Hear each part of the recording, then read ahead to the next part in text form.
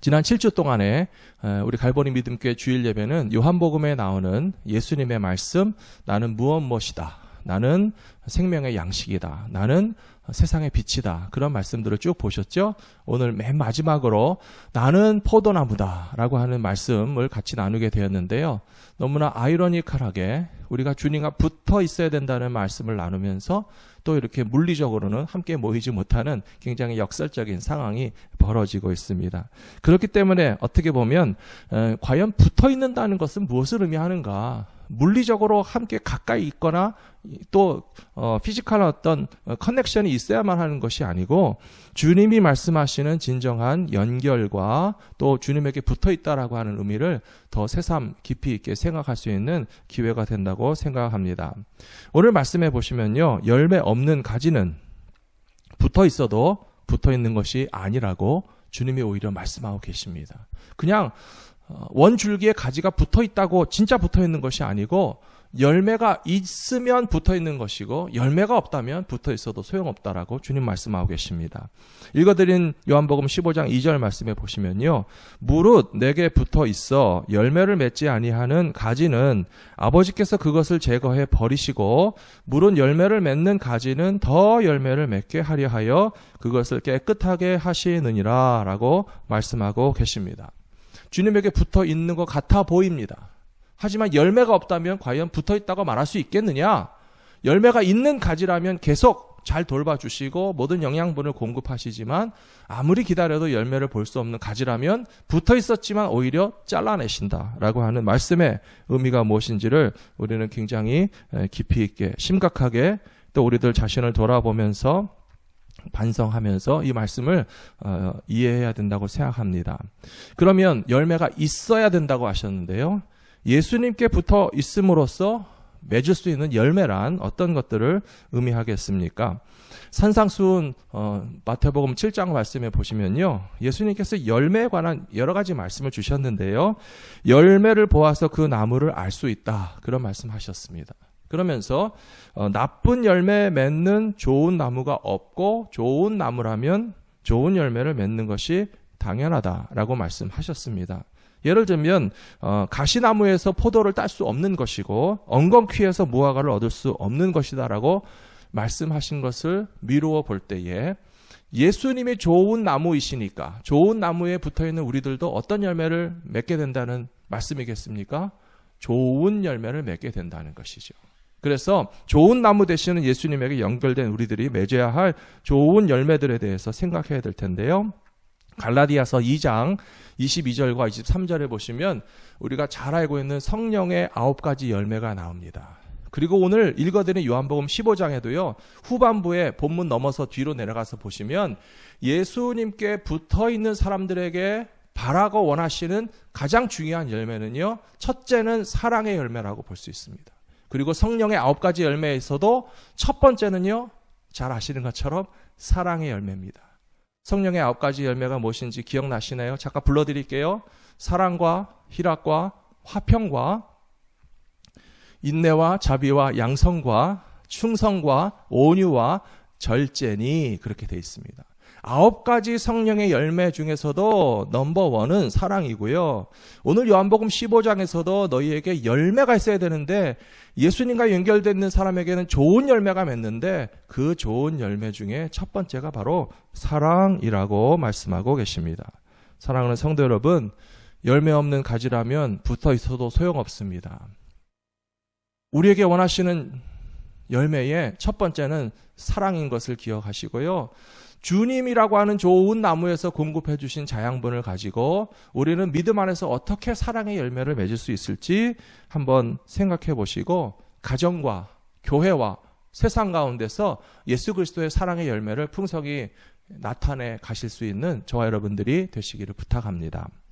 유다서 1장 12절에 보시면 예수 믿는 사람이지만 열매 없는 사람들이 분명히 있다고 이야기하고 있습니다. 교회만 다닌다고 다 열매 맺는 거 아닙니다. 껍데기가 크리스찬인 것 같아 보인다고 해서 주님이 주시는 열매를 나타내면서 살지 못하는 사람도 분명히 있다는 것입니다. 그래서 유다서 1장 12절에 보시면 그들은 기탄 없이 너희와 함께 먹으니 너희의 애찬의 암초요 자기 몸만 기르는 목자요 바람에 불려가는 물 없는 구름이요 죽고 또 죽어 뿌리까지 뽑힌 열매 없는 가을 나무다. 그렇게 되어 있습니다. 앞에서 말씀드렸죠. 크리스찬인 것 같은데, 교회 다니는 것 같은데, 예수님에게 붙어 있는 것 같은데 열매가 없다라고 그랬습니다. 여기 유다서 1장 12절 말씀에서 그렇게 열매 없는 사람들이 너희의 애찬의 암초라고 그랬잖아요. 성찬식에 참여하는 사람입니다. 그런데도 불구하고 열매를 맺지 않으니까 오히려 걸림돌이 되고 있다라고 하지 않습니까? 또 자기 몸만 기르는 목자라고 되어 있습니다. 목자라면 교회 리더십을 의미하는 것입니다. 교회에서 직분을 받고 리더십에 있는 사람인데 자기 자신의 어떤 이익을 위해서 살기 때문에 셀피시하고 희생할 줄 모르고 교회와 공동체를 위해서 서브하는 그런 서번트 리더가 아니라 굉장히 자기중심적인 그런 자기 몸만 기르는 목자, 크리스찬이지만 사랑의 열매가 없다라고 하는 뜻입니다. 그래서 열매 없는 사람들을 바라볼 때에 여기 비유적으로 말하고 있는데요. 물 없는 구름이고 뿌리까지 뽑혀서 열매 없는 가을 나무다 그랬어요. 비를 간절히 기다리는 메마른 광야에서 멀리서 구름 한 점이 떠서 다가오면 모든 사람들이 저 구름이 와서 비를 내려주기를 기대하겠죠. 그런데 크리스찬인 것 같아 보이는데, 교회 다니는 사람 같아 보이는데, 예수님에게 연결되어 있는 것 같아 보이는데, 구름이 떠서 오는데 물 한 방울도, 빗방울 하나도 내리지 않고 그냥 지나가 버리면 얼마나 실망스럽겠습니까? 열매 없는 크리스찬의 삶이 바로 이와 같이 우리에게 실망만 가져다 준다는 것입니다. 죽어서 뿌리까지 뽑힌 열매 없는 가을나무라고 그랬습니다. 봄에 꽃이 피고 뭔가 열매가 맺혀지고 이제 열매가 익는 계절이 돼서 가을이 됐는데 어떤 나무는 일찍부터 열매 맺기도 하겠죠. 그러나 어떤 나무는 좀 늦게 열매가 맺히려나 보다. 가을이 되도록, 늦가을이 되도록, 겨울이 다 다가오도록 그 나무에서 열매 맺기를 기다렸으나 그러나 역시 결과적으로 끝까지 열매를 맺지 못하는 그런 존재라면 어떻게 주님과 연결되어 있는 사람이라고 말할 수가 있겠습니까? 사랑하는 성도 여러분, 우리들 자신이 이와 같이 주님에게나 성도들에게나 세상 사람들에게나 열매 없음으로 실망을 주는 존재가 되지 않도록 주님께서 공급하여 주시는 자양분을 통해서 사랑의 열매도 맺으시고 성령의 열매도 맺으실 수 있는 저와 여러분들이 되시기를 부탁합니다. 두 번째로 열매 맺는 가지는 정결하고 거룩한 가지라고 말씀하고 있습니다. 혹시 과수원을 운영해 보신 분들이라면요, 과수원에 과일나무가 있다고 해서 그냥 좋은 열매가 저절로 다 맺히는 게 아니라는 것을 알고 계시죠? 과수원을 하시려면요, 적당하게 가지치기를 해주셔야 됩니다. 그래서 모든 가지마다 또 피는 꽃마다 다 열매가 맺히도록 내버려 두면요, 열매가 맺히기는 맺히죠. 그런데 좋은 열매가 맺혀지지 않습니다. 그리고 어떤 가지에서는 꽃이 피고 열매를 맺는 가지도 있지만 괜히 이파리만 무성하게 뻗치고만 있는 가지도 있단 말이에요. 그러면 열매를 맺지 않는 가지를 먼저 잘라내야 되고요. 그 다음에 열매가 맺기 시작했어도 벌써 중간에 봤을 때 시원찮게 열매가 맺거나 뭐 상처를 받았거나 새가 쪼아먹었거나 뭔가 이렇게 불량품의 과일이 맺히는 그런 가지가 있으면 그것을 다 끊어내야지만 나무에서 공급되는 모든 그런 자양분이 다 아주 알찬 열매에만 맺힐 수 있도록 집중할 수가 있거든요. 저는 오늘 말씀에서 열매 맺는 가지는 정결하고 거룩한 가지다. 농부가 가지를 쳐내는 이유, 더 좋은 열매를 맺기 위해서 깨끗하게 만드신다라고 하는 의미로 이해할 수 있을 것 같습니다. 그래서 오늘 3절 말씀에도 보시면 예수님께서 말씀하시기를 너희는 내가 일러준 말로 이미 깨끗하여졌다, 그렇게 말씀하고 있습니다. 주님의 말씀을 통해서 우리가 깨끗하여졌다는 것의 의미가 무엇인지 잠깐 생각해 보기를 원합니다. 예수님과 항상 갈등을 빚었던 바리새인들과 서기관들을 보시면요, 저들의 행위는 겉으로 봤을 때는 굉장히 거룩해 보였습니다. 종교생활 열심히 했습니다. 또 손도 열심히 닦고 음식을 먹었고요. 정결 예법을 잘 지키는 것 같아 보였기 때문에 스스로 굉장히 거룩하다고 생각했습니다. 그러나 중심을 보시는 예수님께서 말씀하시기를 저들의 행위는 틀린 것이 없지만 저들의 말은 굉장히 이율배반적이다. 왜냐하면 바리새인과 서기관들의 속에는 부패한 것이 있고 탐심이 있고 음욕이 있고 교만함이 다 있기 때문에 회칠한 무덤과 같아서 겉은 멀쩡하게 뽀얗게 커버가 돼 있지만은 그 속에서는 온갖 인간의 더럽고 추한 것들이 아직도 남아 있는데 굉장히 거룩한 척 착각하면서 다른 사람을 비판하는 것이 잘못됐다라고 예수님께서 가르쳐 주셨습니다. 그래서 오늘 말씀 가운데 너희는 내가 일러준 말로 깨끗해졌다라고 하는 것은요, 겉에만 깨끗하게 하는 것이 아니라 속마음까지도 진정한 회개를 통해서 나의 모든 세상의 헛된 욕망과 이생의 자랑과 안목의 정욕과 육신의 정욕에 대해서 겸손하게 회개하고 깨끗이 하는 마음으로 살아갈 때에 열매를 맺을 수 있도록 우리의 삶을 공급해 주시겠다라고 하는 약속의 말씀으로 받으시게 되기를 부탁합니다. 베드로후서 1장 8절 말씀해 보시면요, 이런 것이 너희에게 있어 흡족한즉 너희로 우리 주 예수 그리스도를 알기에 게으르지 않고 열매 없는 자가 되지 않게 하려니와 이런 것이 없는 자는 맹인이라 멀리 보지 못하고 그의 옛 죄가 깨끗하게 된 것을 잊었느니라 그렇게 되어 있습니다. 그러면 여기 베드로후서 1장 8절에서 이런 것이 너희에게 있어야 된다라고 하는 말씀은 무엇이겠습니까? 이런 것이 있어야 열매 맺을 수 있다고 하는데요. 이런 것이란 그러면 1장 8절이니까 그 앞에 가서 보면 나오겠죠? 1장 4절에 보시면요. 너희가 정욕 때문에 세상에서 썩어질 것을 피하여 신성한 성품에 참여하는 자가 되려 하게 하셨느니라 그렇게 되어 있습니다. 세상에서 썩어질 것들을 피해야 열매 맺을 수 있다는 것입니다.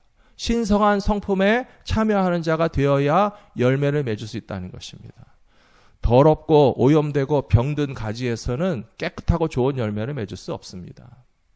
겉으로만 멀쩡해 보인다고 해서 열매 맺는 것이 아닙니다. 저와 여러분의 마음과 생각과 심령이 주님의 말씀을 통해서 세상과 구별되고 죄악에서 떠나고 거룩한 삶을 마음으로부터 살기에 힘쓴다면 깨끗한 가지에서 깨끗한 열매 맺을 수 있도록 주님이 도와주실 것이라고 믿습니다. 이제 세 번째로 예수님을 모시고 사는 삶에는 반드시 열매가 나타나게 되어 있습니다. 오늘 본문 말씀에서 주님은 거듭 말씀하십니다. 4절에 보시면 나의 안에 거하라 라고 말씀하고 계십니다. 나도 너희 안에 거하리라 라고 말씀하셨습니다. 이것은 잠깐 왔다가 멀어지는 것을 의미하지 않고요. 우리가 계속 주 안에서 거하고 머물러 있고 떠나지 않고 끊임없이 연결되어 있는 상태를 유지하라라고 하는 말씀입니다. 지금 우리가 바깥 출입도 해서는 안 되고 사람도 가까이 대해서는 안 되는 그런 이동 제한과 대면 접촉이 금지된 상황인데도 불구하고 교회 나가지 못하는 상황에서 이렇게 열심히 온라인으로 동영상으로 스마트폰을 들여다보시면서 인터넷에서 설치해가면서 예배를 드리는 이유가 어디 있겠습니까? 주님 안에 거하기를 사모하기 때문에 그렇습니다. 우리가 주님 안에 연결되어 있어야 된다는 사실을 알기 때문에 예배를 통해서 주님과 연결되어 있으면 우리가 지금 이 시간에 확인하기 위해서 발버둥치고 몸부림치는 것이고요. 이렇게 우리가 주님 안에 거하라라고 하는 주님의 말씀에 순종하게 되면 5절 말씀 그대로 나는 포도나무요 너희는 가지니 그가 내 안에 내가 그 안에 거하면 그런 사람은 열매를 많이 맺는 것이고 나를 떠나서는 너희가 아무것도 할 수 없다라고 하신 말씀이 우리 삶에서도 그대로 이루어지게 될 것이라고 믿습니다. 사랑하는 성도 여러분, 열매를 맺는 것이 사실은 우리의 어떤 의지와 능력에 속한 것은 아닙니다. 우리를 통해서 열매 맺게 하시는 것입니다. 우리가 할 수 있는 것이 있다면 주님에게 붙어있든지 주님과 단절되든지입니다. 우리가 스스로도 깨끗하게 해야 될 것이고 우리가 스스로 주님에게 연결되어 있는 것 자체만 힘쓰게 되면 열매는 저절로 자연스럽게 주님께서 나타날 수 있게 해주시겠다고 하는 약속의 말씀으로 이해하시면 되겠습니다. 구약 성경에도 열매에 관한 말씀이 많이 나옵니다. 예를 들면 말라기 3장에서 11절에 이렇게 돼 있죠. 만군의 여호와가 이르노라 내가 너희를 위하여 메뚜기를 금하고 너희 토지 소산을 먹어 없애지 못하게 하며 너희 밭의 포도나무 열매가 기한 전에 떨어지지 않게 해 주시겠다 약속하고 계십니다. 어떤 백성들에게 이런 말씀이 이루어지는지 아십니까? 말라기 3장에 보시면요. 진실한 예배를 드리는 사람들에게. 하나님 앞에 마땅히 드려야 할 예물과 특별히 말라기 3장에는 11조에 대한 말씀도 나오죠. 하나님께 대한 온전한 11조와 온전한 예배와 그 예배를 통해서 하나님 앞에 연결되어 있는 백성들에게는 메뚜기를 금하시겠고 토지 소산을 없애지 못하게 하시겠고 너희 밭의 포도 열매가 기한 전에 떨어져 버리지 않도록 보호하여 주시겠다 하는 약속이 이루어질 것이라고 믿습니다. 반대로 우리의 예배가 실패하고 예배가 사라지고 예배가 무너진 백성들에게는 뜻하지 않은 재난이 닥칠 수 있다라고 하는 경고의 말씀으로 받아들여야 된다고 저는 생각합니다.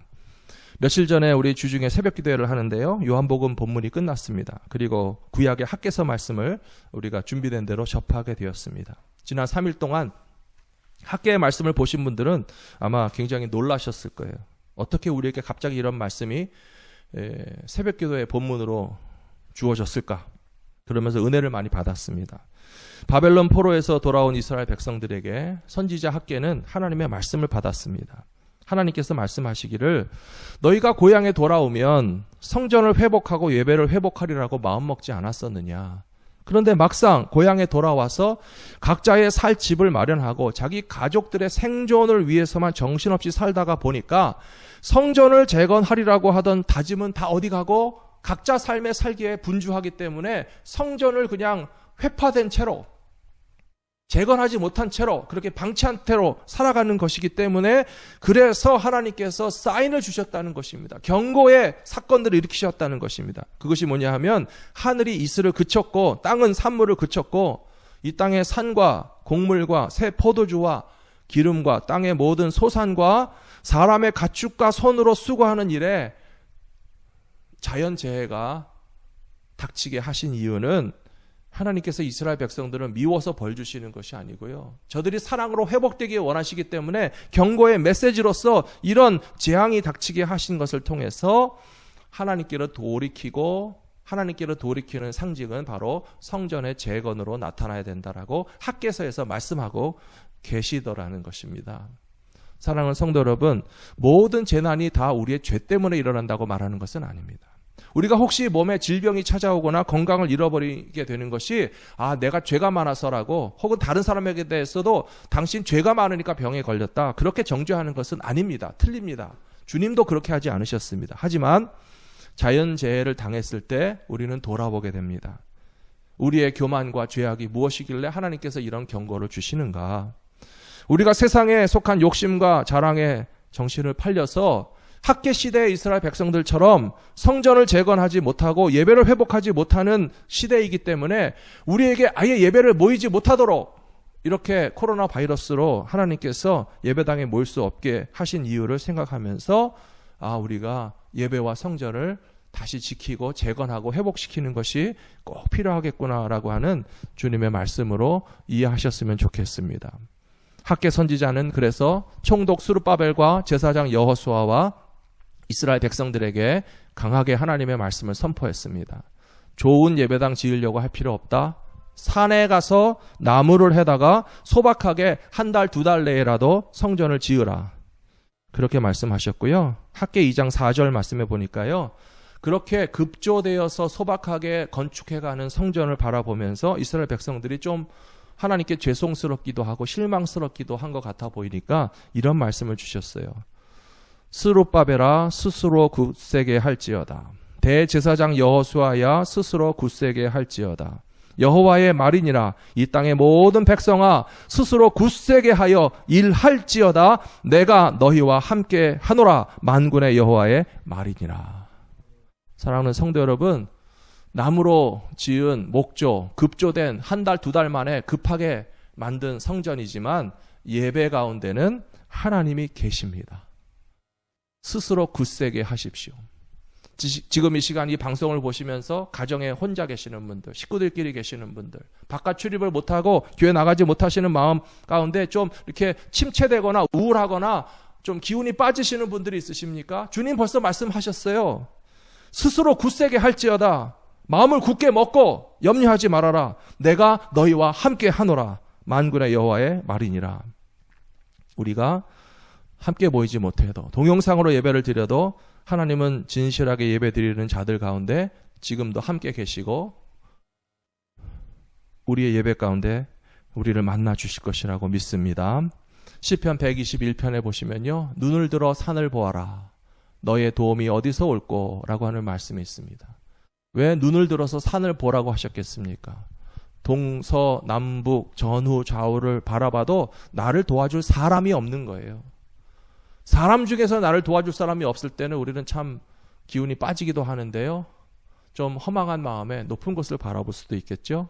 산을 보라고 그랬습니다. 하늘을 바라보라고 그랬습니다. 아, 그렇구나. 전후 좌우 사람에게서는 나의 도움이 없으니 천지를 지으신 여호와께서 나의 도움이 되신다라고 바라볼 때에 오늘 이런 상황 가운데서 우리 갈보리 믿음교회 성도님들을 주님께서 일일이 찾아와 주시고 만나 주시고 돌보아 주실 것이라고 믿습니다.